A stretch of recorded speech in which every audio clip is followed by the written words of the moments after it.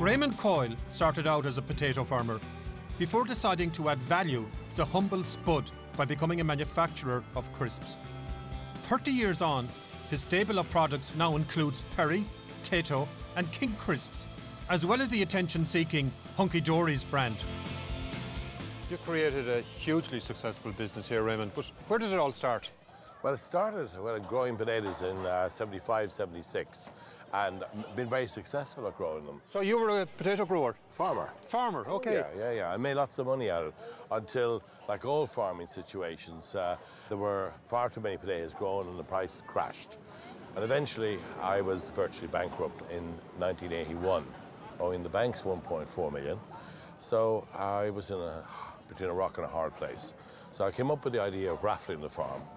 So I sold... This must have been one of the first times ever in Ireland that somebody decided to raffle their farm. It was the first time. First time? First time.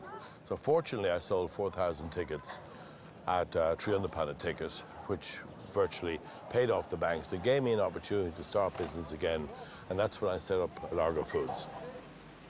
The company's expansion has been built on the success of their homegrown brands, side by side with a strategy of buying out the competition. Raymond can now boast 55% share of the Irish crisp market. And what percentage of all of the potatoes grown in Ireland do you actually acquire? We use 35,000 tonne, which is approximately about 10 to 12% of the national crop. So 1 in every 8 spuds that's pulled out of the ground, you actually create crisps out of those? Of the best potatoes. Of the best potatoes. The best potatoes. Now, not every potato is going to get into a bag of potato. Raymond's flair for thinking outside the box shone again in 2010 when his company opened a unique theme park right next door to their county meat factory. What was the thinking behind the creation and opening of Tato Park here in Ashbourne? Always had the idea if we could build a really good attraction, both educational and activity, we could get people to come in and visit the park, and also conversely would support the Tato brand.